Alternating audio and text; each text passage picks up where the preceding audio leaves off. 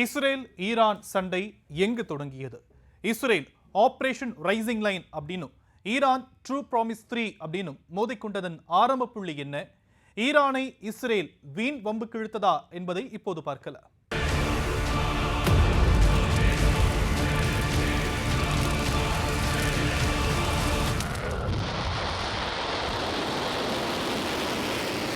சர்வதேச அரசியல் சண்டைக்கார நாடாக உருவெடுத்து நிற்கிறது இஸ்ரேல்.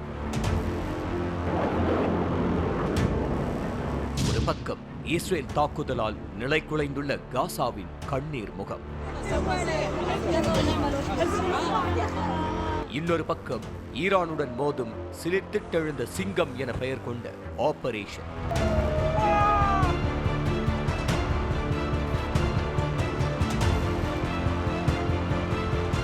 1948 ஆண்டு நாடாக உருவான இஸ்ரேல் போர் மேகம் சூழ்ந்த தேசமாகவே வலம் வருகிறது.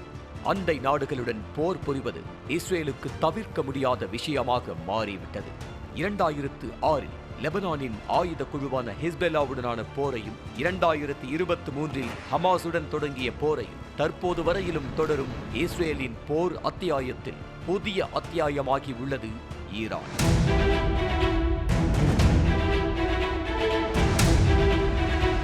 ஆயுத குழுக்களுக்கு ஆதரவாக ஈரான் நிற்கிறது.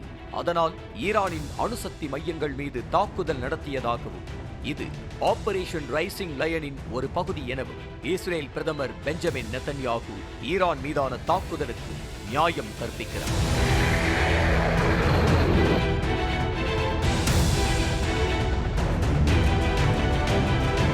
ஈரான் தலைநகர் தெஹ்ரானில் இருந்து 200 கிலோமீட்டருக்கும் அதிகமான தொலைவில் இருக்கும் நடான்ஸ் அணுசக்தி மையத்தில் இஸ்ரேல் நடத்திய தாக்குதலால் பாதிப்புகள் ஏற்பட்டதாக ஈரான் தெரிவித்திருக்கிறது. அது மட்டுமில்லாமல் தெஹ்ரானில் வெடிகுண்டு சப்தங்கள் கேட்டதும் குடியிருப்பு பகுதிகள், குழந்தைகள், பொதுமக்கள் மீது தாக்குதல் நடத்தப்பட்டதையும் ஈரான் உறுதி செய்துள்ளது. ஈரானின் அரசு ஊடகம் முதல் நாள் தாக்குதலுக்கு பின்னர் வெளியிட்ட செய்தியில் ஈரானின் புரட்சிகர காவல்படை தலைவர் ஹுசைன் சலாமி மற்றும் ஈரான் அணுசக்தி அமைப்பின் முன்னாள் தலைவர் ஃபெரோடின் அப்பாசி உள்ளிட்ட 3 பேர் இஸ்ரேல் தாக்குதலில் கொல்லப்பட்டதாக அறிவிப்பு வெளியிடப்பட்டுள்ளது. இந்த தாக்குதல்களுக்கெல்லாம் தக்க பதிலடி கொடுக்கப்படும் என ஈரானின் சுப்ரீம் தலைவர் அயதுல்லா அலி காமனி தெரிவித்துள்ளார். இஸ்ரேல் ஈரான் மீது நடத்திய தாக்குதலில் 400க்கும் அதிகமானோர் கொல்லப்பட்டிருக்கலாம் எனவும், அதில் 200க்கும் அதிகமானவர்கள் பொதுமக்கள் எனவும் கூறப்படுகிறது. 14 அணு ஆயுத விஞ்ஞானிகள் கொல்லப்பட்டிருப்பதாகவும் சொல்லப்படுகிறது. ஈரான் மீது திடீர் தாக்குதலை நடத்தி வீண் வம்பு அத்தியாயத்தை தொடங்கி உள்ளது இஸ்ரேல்.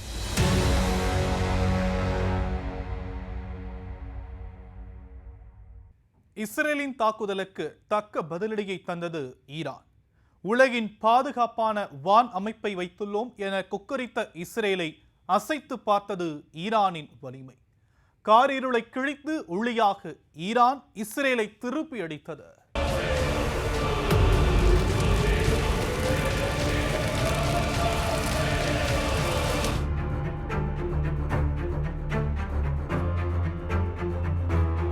இஸ்ரேலின் திடீர் தாக்குதலை ஈரான் எதிர்பார்த்திருக்காது. அங்குள்ள பொதுமக்களும் இஸ்ரேலின் தாக்குதல் ராணுவ நிலைகள் மீதானதல்ல, பொதுமக்கள் மீதானது என்பதை அங்குள்ள பொதுமக்களே தெளிவுபடுத்துகின்றனர். ஈரான் சுப்ரீம் தலைவரின் வார்த்தைகள் வந்த அடுத்த நொடியே ஈரான் தனது பதில் தாக்குதலை தொடங்குகிறது.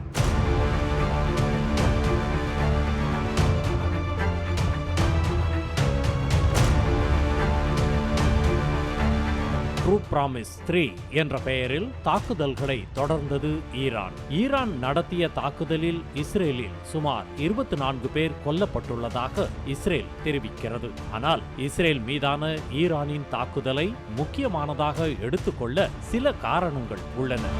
இஸ்ரேலிடம் மட்டுமே உலகிலேயே பாதுகாப்பான அயன் டோம் எனும் வான் பாதுகாப்பு அமைப்பு இருப்பதாக கூறப்படும் நிலையில் ஈரான் அதையும் மீறி இஸ்ரேலின் பல பகுதிகளை தாக்கி இருப்பது வியப்பை ஏற்படுத்தியிருக்கிறது.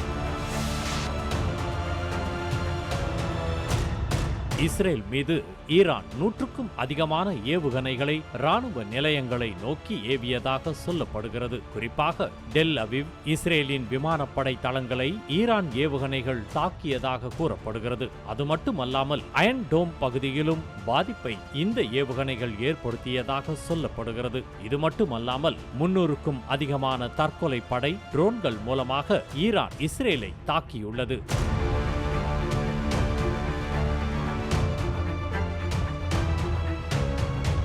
2008ஆம் ஆண்டு சர்வதேச நாடுகளால் தடை செய்யப்பட்ட கிளஸ்டர் குண்டுகளை தாக்குதலில் ஈரான் பயன்படுத்தியதாக இஸ்ரேல் குற்றம் சாட்டுகிறது. ஈரான் அணுசக்தியை செறிவூட்டுவதை தவிர்க்க வேண்டும் என்ற குரல்கள் எழும் அதே வேளையில் இஸ்ரேல் தனது மோசமான தாக்குதலையும் ஈரானில் தற்போதைய ஆட்சியை முடிவுக்கு கொண்டு வர நினைக்கும் திட்டத்தையும் கைவிடவில்லை. ஈரானின் தாக்குதல் காரணமாக இஸ்ரேலின் பல பகுதிகளில் ஊரடங்கு அமலில் உள்ளது.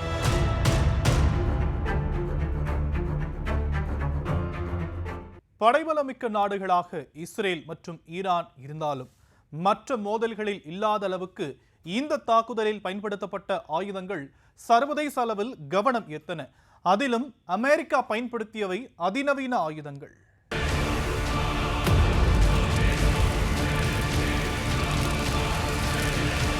இஸ்ரேல் ஈரான் இடையேயான போர் கடந்த 2 வாரங்களாக தொடர்ந்து வந்த நிலையில் தற்போது இஸ்ரேலுக்கு ஆதரவாக களம் இறங்கிய அமெரிக்கா ஈரானின் போர்டோ, நடான்ஸ் மற்றும் இஸ்பஹான் ஆகிய 3 முக்கிய அணு நிலையங்களை இலக்காக வைத்து தாக்குதல் நடத்தியுள்ளது. ஈரான் மீது அமெரிக்கா நடத்திய தாக்குதல் மத்திய கிழக்கு நாடுகள் மட்டுமின்றி உலக அளவில் பெரும் பரபரப்பை ஏற்படுத்தியுள்ளது.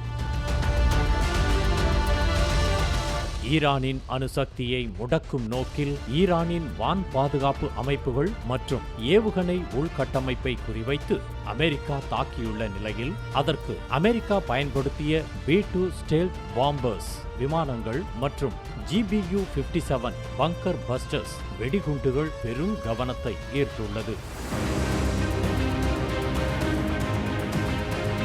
அமெரிக்கா பயன்படுத்தியுள்ள B-2 ஸ்டெல்த் பாம்பர்ஸ் ரக விமானம் 1997இல் அமெரிக்காவின் வான் பாதுகாப்பு படையில் சேர்க்கப்பட்டது. இந்த B-2 வகை விமானம் பழைய மாடல் என்றாலும் இதில் இடம்பெற்றுள்ள ஸ்டெல்த் தொழில்நுட்பம் அதன் வலிமையை கூட்டுகிறது. வானில் பறக்கும் பொருட்களை கண்டறிய பயன்படுத்தும் ரேடார் எனப்படும் கதிர்களை உறிஞ்சும் திறன் கொண்ட தொழில்நுட்பத்தை இந்த வகை விமானங்கள் கொண்டுள்ளது. லாங் ரேஞ்ச் ஸ்டெல்த் ஸ்ட்ராட்டஜிக் பாம்பர் வகையைச் சேர்ந்த இந்த விமானம் மணிக்கு 1010 கிலோமீட்டர் வேகத்தில் பறக்கக்கூடிய திறன் கொண்ட இந்த விமானங்களில் நான்டு ஜெனரல் எலக்ட்ரிக் F118GE 100 ரக என்ஜின்கள் பொருத்தப்பட்டுள்ளன. இந்த B-2 ரக விமானத்தில் மற்றொரு முக்கிய அம்சம் என்னவென்றால் ஒரு முறை எரிபொருள் முழுமையாக நிரப்பப்பட்டால் 11,112 கிலோமீட்டர் தொலைவுக்கு பறக்கக்கூடிய திறன் படைத்தது. பைலட் மற்றும் கமாண்டர் என இருவர் பயணிக்கும் வகையில் வடிவமைக்கப்பட்டுள்ள இந்த B-2 பாம்பர் 69 அடி நீளமும் 17 அடி உயரமும் சுமார் 72,600 கிலோ எடை கொண்டதாக உருவாக்கப்பட்டுள்ளது. மேலும் சுமார் 18,200 கிலோ வரைக்குமான அணு ஆயுதங்கள் மற்றும் வெடிகுண்டுகளை சுமந்து செல்லும். இந்த B-2 பாம்பரின் விலை இந்திய மதிப்பில் சுமார் 16,800 கோடி என மதிப்பிடப்பட்டுள்ளது. தற்போது அமெரிக்காவிடம் மொத்தம் 21 B-2 ஸ்டெல்த் பாம்பர்ஸ் உள்ளதாக தெரிவிக்கப்பட்டுள்ளது.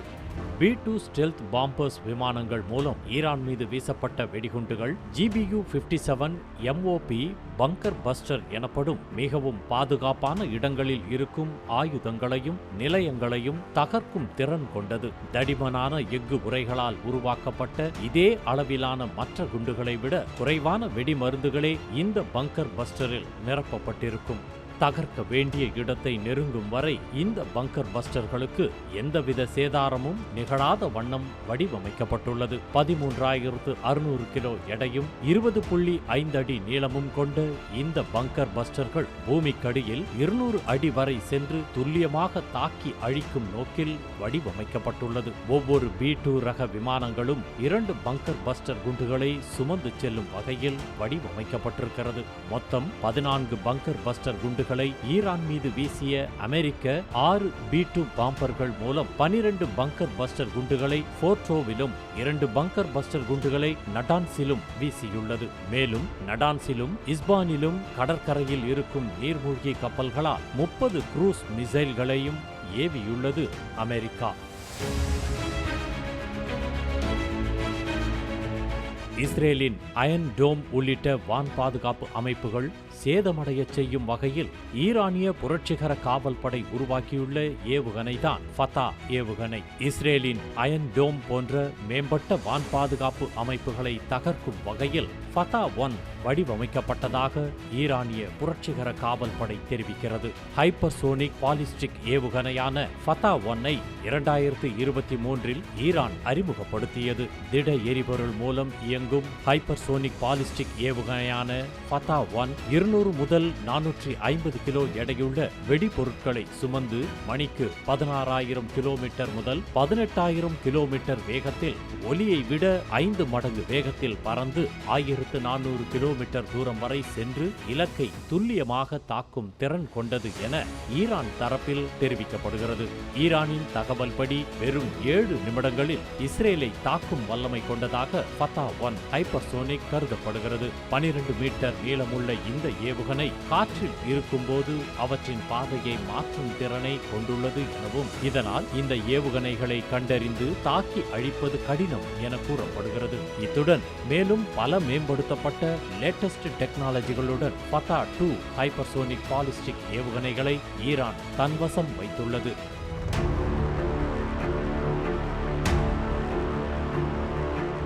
ஈரானின் போர் தளவாடங்களில் மற்றொரு அதிசக்தி வாய்ந்த ஏவுகணையாக செஜில் ஏவுகணைகள் திகழ்கிறது. 2 நிலைகளை கொண்ட செஜில் ஏவுகணைகள் தரையில் இருந்து இயங்கி தரையில் இருக்கும் இலக்குகளை குறிவைத்து துல்லியமாக தாக்கும் தன்மை கொண்டது. திட எரிபொருளால் இயக்கப்படும் இந்த செஜில் ஏவுகணை இஸ்ரேலில் எந்த ஒரு பகுதியையும் குறிவைத்து துல்லியமாக தாக்கும் வல்லமை கொண்டது. சுமார் 2000 கிலோமீட்டர் தூரம் வரை அதிவேகத்தில் பறக்கும் திறனால் இஸ்ரேலில் அதிநவீன வான் பாதுகாப்பு அமைப்புகளுக்கு சவாலானதாக விளங்குகிறது. 18 மீட்டர் உயரம் கொண்ட செஜில் ஏவுகணைகள் சுமார் 700 கிலோ எடை கொண்ட வெடிகுண்டுகளை சுமந்து இலக்கை தாக்கி அழிக்கும் சக்தி படைத்தது என தெரிவிக்கப்பட்டுள்ளது. முதலில் 2008இல் பரிசோதிக்கப்பட்ட இந்த ஏவுகணைகளை விரைவாக தயாரித்து ஏவ முடியும் என்ற சிறப்பை பெற்றுள்ளது. மேலும் 2009இல் மீண்டும் பல கட்ட மேம்படுத்தப்பட்ட சோதனைகள் மூலம் பல்வேறு புதிய தொழில்நுட்பங்களுடன் செஜில் ஏவுகணை அதிநவீன தொழில்நுட்பங்களோடு ஈரானின் இராணுவ பலத்துக்கு வலிமை சேர்த்துக் கொண்டிருக்கிறது.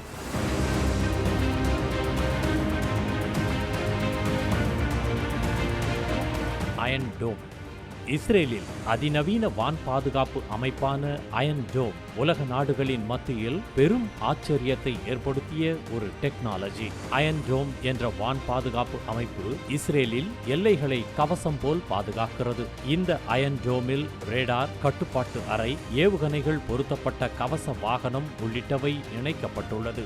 எதிரி நாட்டு ஏவுகணைகளை ரேடார் கண்காணித்து கட்டுப்பாட்டு அறைக்கு தகவல் தெரிவிக்கும். இங்கிருந்து போடப்படும் உத்தரவின்படி கவச வாகனத்தில் இருந்து ஏவுகணைகள் சீறி பாய்ந்து தாக்க வரும் ஏவுகணைகளை நடுவானிலேயே இடைமறித்து அழிக்கும். இப்படித்தான் இஸ்ரேலில் வான் பாதுகாப்பு அமைப்பான அயன் டோம் செயல்படுகிறது. அயன் டோமில் இருந்து ஏவப்படும் ஏவுகணைகள் சுமார் 200 கிலோமீட்டர் தொலைவு வரையிலான இலக்குகளை துல்லியமாக தாக்கி அழிக்கும் திறன் கொண்டது. 2010ஆம் ஆண்டு அமெரிக்காவின் நிதி உதவியுடன் உருவாக்கப்பட்ட இந்த அயன் டோம் இஸ்ரேல் மீதான சமீபத்திய வான்வழி தாக்குதல்களை பெருமளவில் இடைமறித்து அழித்தது குறிப்பிடத்தக்கது.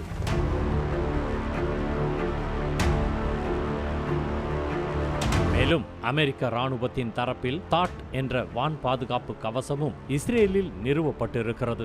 3000 கிலோமீட்டர் தொலைவில் வரும் எதிரிகளின் ஏவுகணைகள் போர் விமானங்களை இடைமறித்து அழிக்கும் வகையில் தாட் வான் பாதுகாப்பு வடிவமைக்கப்பட்டுள்ளது. இந்த தாட் வான் பாதுகாப்பு கவசத்தை அமெரிக்க வீரர்களே இன்று வரை இயக்கி வருகின்றனர். இஸ்ரேலின் அயன் டோம், அமெரிக்காவின் தாட் ஆகிய வான் பாதுகாப்பு கவசங்கள் 90% துல்லியமாக செயல்படும் திறன் கொண்டவையாக அதன் செயல்பாடுகளின் மூலம் நிரூபிக்கப்பட்டுள்ளது. தாக்குதல்கள் தொடர்ந்து இருந்து வந்த நிலையில் போரை இன்னும் வீரியமாக்கியது தலைவர்களின் பேச்சுதான். அமெரிக்கா, ஈரான், இஸ்ரேல் நாடுகளுக்கு இந்த போரில் என்னதான் நோக்கம் என்பதை இப்போது பார்க்கலாம்.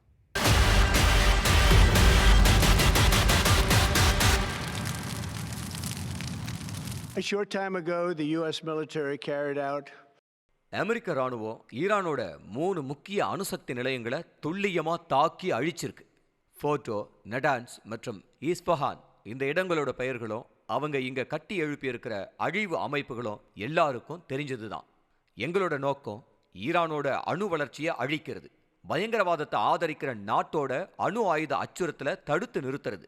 இந்த வெற்றிகரமான ராணுவ நடவடிக்கை மூலமா அதை அமெரிக்கா சாத்தியப்படுத்தி இருக்கு. Congratulations, President Trump. Your bold decision. வாழ்த்துகள் அதிபர் ட்ரம்ப். ஈரானோட அணுசக்தி மையங்களை அழிச்சு உலகத்துல வேற எந்த நாடும் செய்ய முடியாத விஷயங்களை அமெரிக்கா செஞ்சிருக்கு. உலகத்திலேயே ஆபத்தான நாடாயிருக்கிற ஈரான ஆபத்தான ஆயுதங்களை பயன்படுத்த விடாம தடுத்து ட்ரம்ப் அரசு வரலாற்றுல இடம் பிடிச்சிருக்கு. நானும் அதிபர் ட்ரம்ப்பும் அடிக்கடி சொல்றது ஒண்ணுதான், வலிமையோட ஆரம்பமே அமைதிதான். எப்ப வலிமை வருதோ அப்பத்தான் அமைதி வரும். அமெரிக்கா வலிமையோடு செயல்பட்டது. இஸ்ரேல் மக்கள் உங்களுக்கு நன்றி தெரிவிக்கிறார்கள். அமெரிக்கா வாழ்க, இஸ்ரேல் வாழ்க. கடவுள் அமெரிக்காவை ஆசீர்வதிக்கட்டும். The Islamic Republic of Iran condemns. ஈரானோட அமைதியான அணு உள்கட்டமைப்பு மேல அமெரிக்கா கொடூரமான இராணுவ தாக்குதலை நடத்தியிருக்கு. இதை ஈரான் கடுமையா கண்டிக்குது. ஐநா சபையோட அரசியல் அமைப்புக்கும் சர்வதேச சட்டத்துக்கும் எதிராக அமெரிக்கா செயல்படுது. இந்த ஆபத்தான விளைவுகளுக்கு வாஷிங்டன் நிர்வாகமே பொறுப்பு.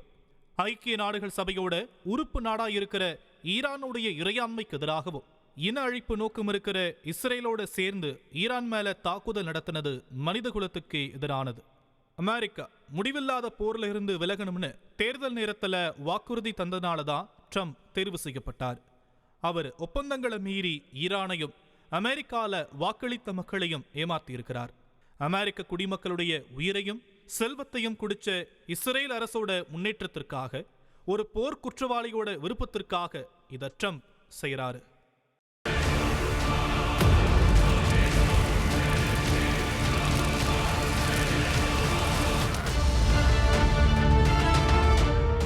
இஸ்ரேல் மற்றும் ஈரான் ஆகிய இரு நாடுகளும் போர் நிறுத்தத்திற்கு ஒப்புக்கொண்டதாக அமெரிக்க அதிபர் டொனால்ட் ட்ரம்ப் ஜூன் 24 அறிவித்திருந்த நிலையில் இஸ்ரேலுடன் போர் நிறுத்தம் எதுவும் இல்லை என ஈரான் வெளியுறவுத்துறை அமைச்சர் சையத் அப்பாஸ் அராக்சி மறுப்பு தெரிவித்திருந்தது மட்டும் இன்றி ஈரான் மீது முதலில் இஸ்ரேல் தான் போர் தொடுத்தது எனவும் போரை நிறுத்த வேண்டும் என்றால் அதை இஸ்ரேல் தான் செய்ய வேண்டும் எனவும் பதிவிட்டிருந்தார். அதே சமயம் தெஹ்ரான் நேரப்படி அதிகாலை 4 மணிக்குள் இஸ்ரேல் தங்களின் தாக்குதலை நிறுத்தினால் பதில் தாக்குதலில் ஈரான் ஈடுபடாது எனவும் அப்பாஸ் அராக்சி அறிவித்தார். அமெரிக்காவின் போர் நிறுத்தத்தை முதலில் ஏற்க மறுத்த ஈரான் இஸ்ரேல் மீது தனது தாக்குதலை தொடர்ந்ததும் குறிப்பிடத்தக்கது.